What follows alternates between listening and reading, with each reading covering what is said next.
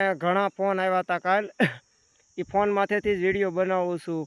એક ભાઈનો ફોન આવ્યો તો એ કહેતા હતા કે આપણા સમાજની અંદર 2 ભાઈઓ હોય ને 1 બેન હોય તો ઘરમાં પરિસ્થિતિ સારી ન હોય તો બધાય ભણી ન શકી.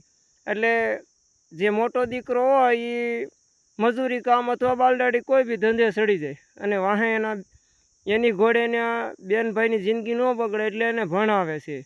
રેડી.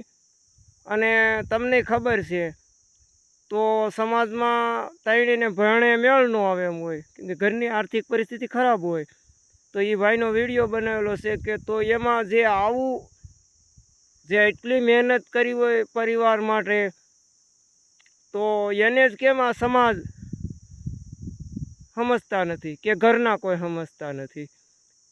તો એ ભાઈનું કહેવાનું એમ છે કે શું ગુનો છે કે ગમે ત્યાં હું ઘણી જગ્યાએ જાઉં છું દીકરી જોવા તો મને પ્રશ્ન કરી અને ના પાડી દે છે કે આનું આમ છે તેમ છે, ગમે એ બહાનું બતાવી દે કે હું ભણેલી છું.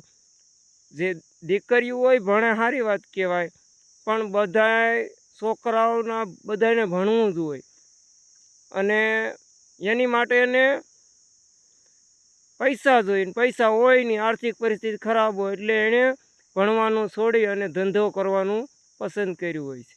અને તમે ભાઈ કોઈ લાઈક ન કરો તો હાલશે, પણ તમારે આ પ્રશ્ન તમારો હોત પણ થઈ શકે. એટલે તમારે બધાને કોમેન્ટ કર્યા રાખવાની. જેટલી કોમેન્ટ કરો તમારા વિચાર પ્રમાણે એ પ્રમાણે સમાજને તમારી કોમેન્ટ વાંચી એકાબીજાને આનું શું કરવું એ સમાજને નક્કી કરવાનું છે. જય માતાજી, જય મેહુર દાદા.